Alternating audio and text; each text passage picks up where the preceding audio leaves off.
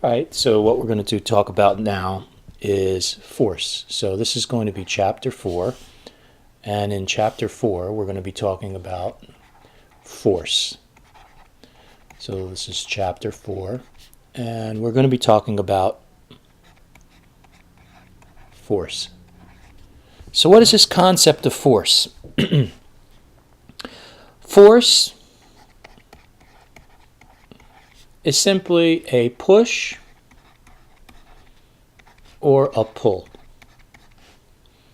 So we all know what that's all about. If you have some kind of an object, let's say you have let's say we have a box, and a box is just going to be sitting on the ground. In order to move that box, you're going to have to push it. You have to push it, and then maybe it'll move, depending on how heavy it is. Or you get a string or a rope, tie a rope around it, and you might pull the box to get it to move. In either case, you're applying what's known in physics as a force. So we could think of a force as a concept of a push or a pull. Now, as you might suspect, force is a vector quantity. It's a vector. It has a magnitude and a direction. If you're going to push something, you're going to need to know what direction you're going to push it. If you're going to pull something, you need to know what direction you're going to pull it. For example, if I have a sled here, and I have a rope attached to the sled, and I'm pulling at some angle in that direction. And then hopefully, if I pull hard enough, I get the sled to move. So we already got this concept that force applied to some objects can cause the object to move. And if it moves, say from rest, the object can accelerate because its velocity will change. If it's standing still, it can change from still to in motion. So your velocity can go, let's say if I have the sled here and I'm standing still, so let's say I'm still. So my velocity, initial velocity is 0. And I start to pull it, I apply some force, and now all of a sudden the sled is moving and I get some final velocity, which is not 0. So the velocity changes, you see, and when the velocity changes, there's an acceleration. So force is going to be associated with acceleration. All right, it can cause an object to move. All right. So we say that force is a vector. And now what we need to talk about is what kind of unit are we going to use for force. So in other words, let's say I have a box sitting over here like this, and I want to apply a force in this direction to the box.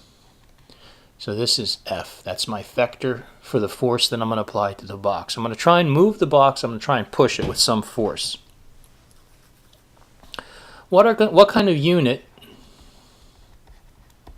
am I going to use for force? Well, it turns out in physics, the standard international unit, the SI unit, is something called, the SI unit for force is going to be something called the Newton.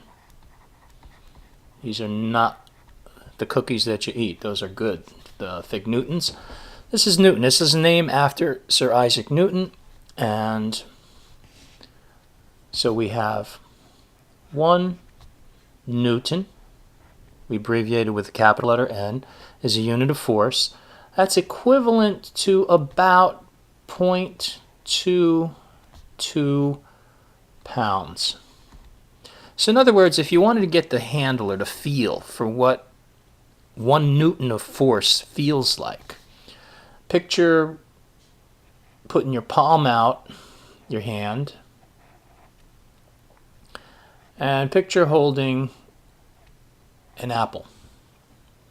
An apple is about 1/4 pound. So the force that you feel on your hand downward from an average size apple would probably be the force of approximately 1 Newton.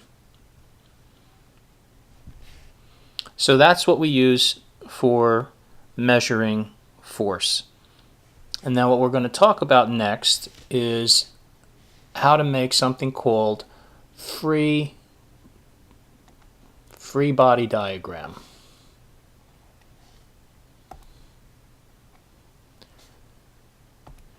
So we're going to talk about something called free body diagram. All right. Let's take a bowling ball. There's a bowling ball. It's on the ground. And now I want to say, let's isolate what forces are acting on the bowling ball. Because a force, if it's a push or a pull, it's something that's going to act on an object. So we talk about forces acting on some object.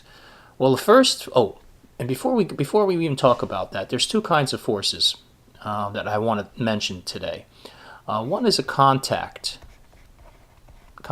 force.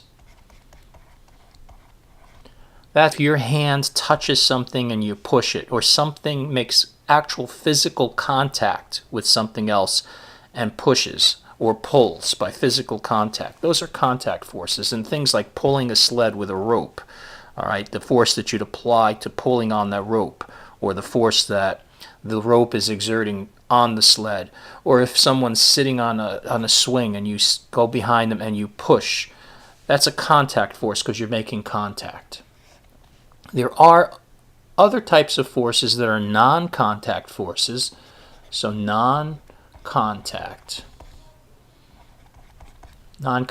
forces, and sometimes we call these the field forces. And one such type of force is gravity. See, gravity doesn't actually come and touch you. It's actually a non-contact force that if you're in a field, the gravitational field of the Earth, you'll experience something pulling on you. The gravity of the Earth pulls you downward. So gravity is always pulling us downward, but yet it's nothing like that's going to actually reach out like a spring and pull you. It's some kind of an invisible field that's pulling. And these are the type of forces. So we're going to talk about contact forces and non-contact forces. So something like the electric force or magnetic force or gravitational force, these are field type of forces, and they don't actually have a physical contact, but yet when you're inside such a field, you experience a push or a pull. So that being said, let's get back to the bowling ball here. And we want to first draw all of the forces that are going to act on the ball. Well, the first force that's acting on the ball is gravity. So this is the force due to gravity. So I'll put a little g there to say that's the gravitational force. Gravity is going to pull the ball downward. Now, the ball is on the surface of the Earth. It's on the floor. And what do you think happens? The floor is going to exert a force on the bowling ball as well. The floor is going to push up on the bowling ball. So this is the force of, let's say, the floor pushing up on the ball. If the floor didn't push upward on the ball would actually move through the floor. So something's holding the ball on the floor, and that is the force of the floor pushing upward on the ball. So these are the two forces that are acting on the ball, the force of gravity and the force of the floor pushing upward. Now when we have something pushing upward perpendicular like that to the surface of what the object's on, we sometimes call this the normal force. So force of the floor we're going to call the normal force with an N for normal, and normal meaning perpendicular. Okay, so it goes perpendicular to the floor.